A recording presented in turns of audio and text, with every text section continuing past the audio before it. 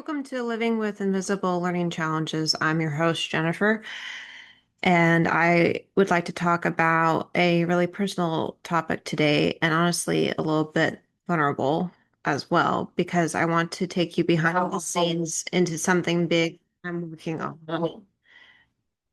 Sorry, my dogs are barking. I'm gonna switch to my headphones. Maybe that will help. Um, as I was saying, I want to talk about a pretty personal topic today, and that topic is I'm writing a book about neurodivergent life, my experiences, and everything that this podcast has been holding space for, the challenges, the insights, the identity journey, and all the messy parts in between. And I want to talk about why I decided to turn my experience into a book, how I'm using my podcast episodes as building blocks, what the writing process is really like for someone with a neurodivergent brain, and how I'm using AI as part of my creative support system, including turning transcripts of episodes into book chapters. If you're neurodivergent or love someone who is, or you have a story inside you too, this episode is for you. So, why write this book? Because our stories matter, because when you live with a learning challenge, especially an invisible one like NLD or another neurodivergent profile, you grow up feeling misunderstood, misinterpreted, and sometimes mislabeled. For a long time, I wondered, is my experience real if so many people don't see it? I'll repeat that. Is my experience real if so many people don't see it? And I know many of you feel that way too. This book is my way of saying, yes, it's real. And yes, your story deserves space. Mine does too. But the journey hasn't been linear surprise, right? Two steps forward, one step back, sometimes three steps back. We talked about that last week. Writing a book as a neurodivergent person is a process. Some days ideas flow, some days executive function taps out. But neurodivergent writing isn't broken. It's associative, intuitive, deep feeling, pattern noticing, story weaving. I'm learning to honor my process rather than fight it. A big piece of this book is using conversations as part of the storytelling.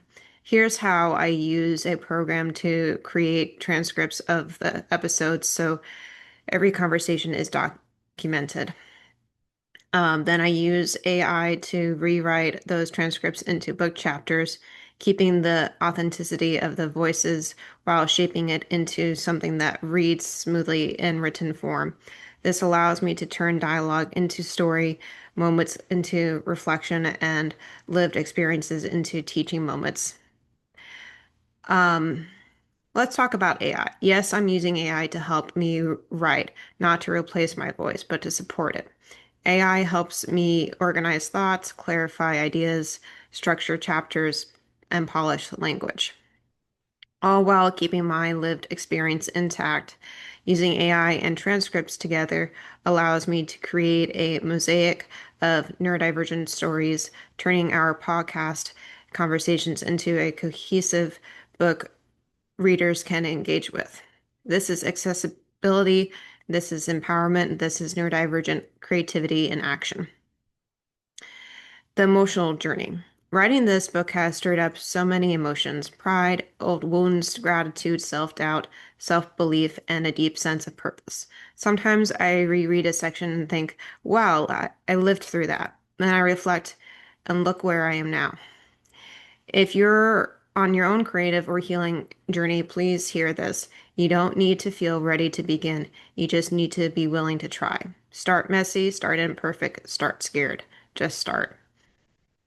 And along those lines, I actually now I'm not using AI as much. I try to keep my own voice in there more often, and I'm doing that by having one of my friends help me um, edit the book and try to keep editing it because I got a little discouraged. I'm like, why am I doing this? I'm not sure it's going to be successful. But if I don't try, I won't know if it's successful or not. So I think that's a good thing um, to try. So I hope that, what do I hope readers will get? I hope this book is simple to help someone feel less alone, to give language for experiences people struggle to describe, to show that neurodivergence isn't a flaw, it's a different way of being, to empower others to own their story the way I'm learning to own mine, and maybe, just maybe, to remind readers that their voice doesn't have to look like everyone else's to be powerful. Thank you for listening and walking alongside me on this journey. I'll keep sharing updates as I go. If you're writing a book or dreaming of it or just trying to tell your story better, know this: you're capable, your voice matters. Support is not a weakness, it's a strength. This is Living with an Invisible Learning Challenge. I'm Jennifer. I'll catch you next time.